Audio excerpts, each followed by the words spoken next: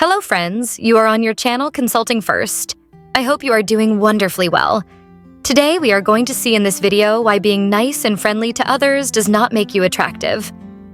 I really detailed and explained what it means to be nice and friendly to others, and I also delved into what it means to not be attractive or appealing to others. Just before we start, I invite you to subscribe to the YouTube channel if you haven't already. Click on the subscription to be able to follow and be notified when I release the next videos. This way, you won't miss them.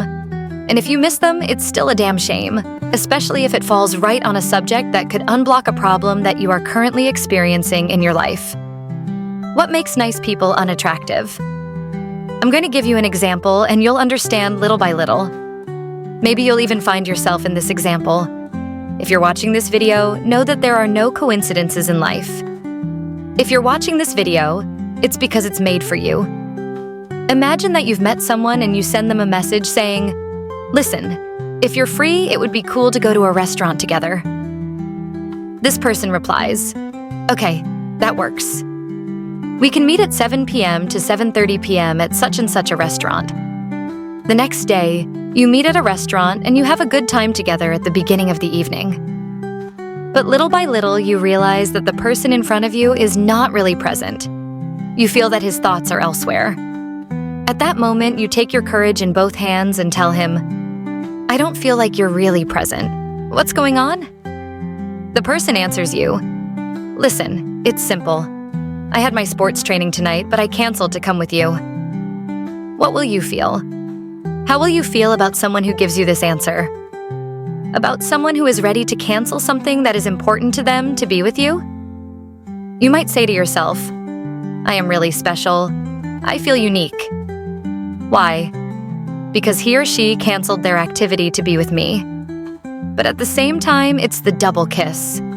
Cool effect. What is the second effect that you feel right after? Right after feeling important, what effect does it have? The shit effect. Because it means that this person is not able to listen to themselves, to respect themselves. Why? Because apparently it must have been more important for him or her to go to their sports training than to agree to go to a restaurant with me tonight. A real situation. Concretely, what I'm explaining to you here is something that happened to me. It's a real situation from my past. Inside me, I really had this double kiss. Cool effect. The first effect. Great, I feel so important because he canceled his sports training to be with me tonight. And the second effect, which didn't last very long, was shit. So that means that potentially, in a while, he could blame me for the fact that because of me, he no longer goes to training, or that he missed his training. Now, do you understand what I mean by being nice doesn't make you attractive? Because being nice, and I really specified what that means, is going to send the wrong signals. Being nice doesn't mean being generous. What I mean by nice in this video is not respecting yourself and not listening to your own needs. The problem is that there are a lot of people today who call themselves nice when in fact, they're doing nothing but not listening to their own needs, not respecting themselves, not being aligned with themselves. All of this to appear nice to others.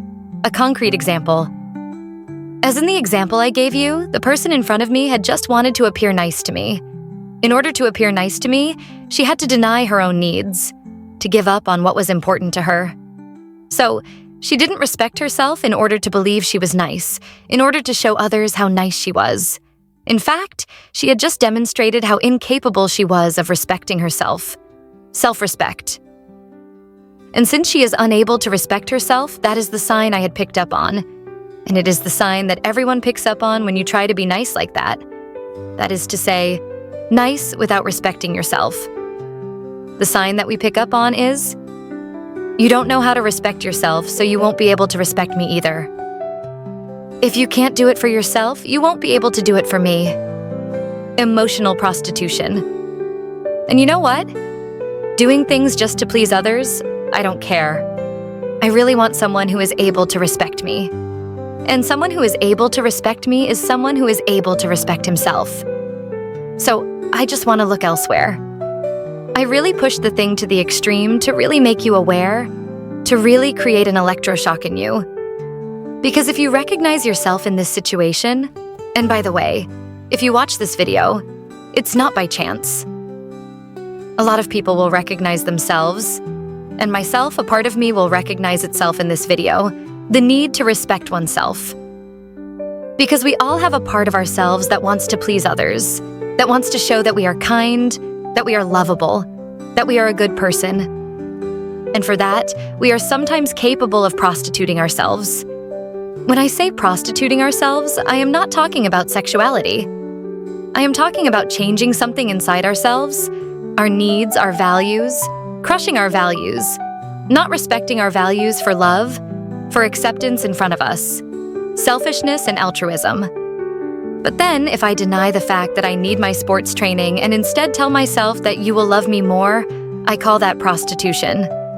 It is a form of prostitution. It is not sexual prostitution, but it is another form of prostitution. I use the word prostitution to really create an electroshock. Nobody wants to be a prostitute. So, by telling you this, I am creating an electroshock. The choice to change. Because today you have a choice. Either you continue to do the same thing and you will always have the same results. Maybe the results, you do not see them yet. But maybe the results that you had in your life until then were simply people who left you, and you did not know why. People who ended the relationship, or the relationship that ended, or you who left, you did not know why. Now, you have the explanation. Act differently. If you had trouble respecting your values, if you had trouble respecting yourself just to appear nice to others, you know why. The other choice you have at your disposal, the second choice, the second path, is to act differently, to start assuming and claiming what is good for you. Selfishness is not a dirty word in a relationship. On the contrary, someone who does not know how to be selfish is someone who does not know how to be altruistic. The balance between selfishness and altruism. In life, both exist. Life is a two-sided coin, heads and tails. We don't have a coin with only one side. That would be a two-dimensional life, but we're not two-dimensional. We're three-dimensional. So we have two sides, selfishness and altruism at the same time. Selfishness creates altruism, and altruism creates selfishness. So, from the moment you are centered on yourself, you are able to give to others.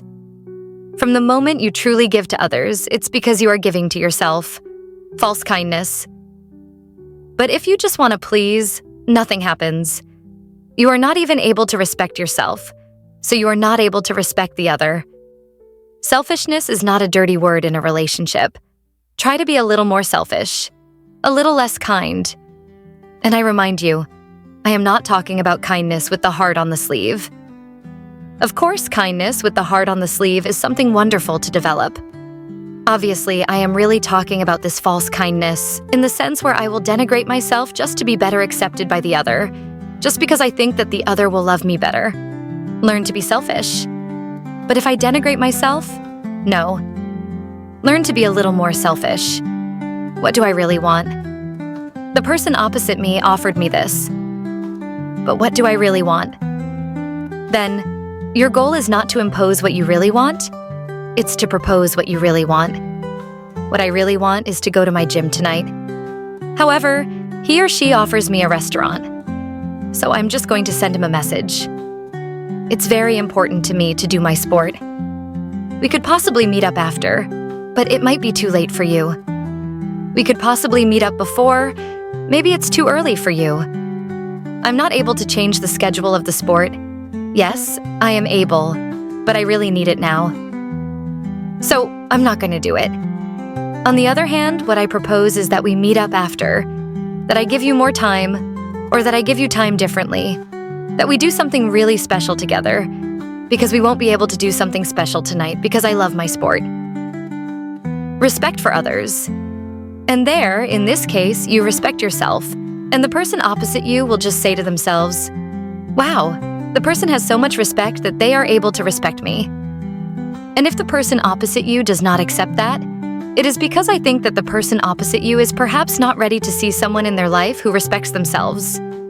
And so, the person opposite you is not ready to be respected because certainly they do not respect themselves yet. As a conclusion, I hope I have greatly enlightened you. If you thought of someone in particular during this video, it is because this person needs to hear this video. So, forward this video to the person.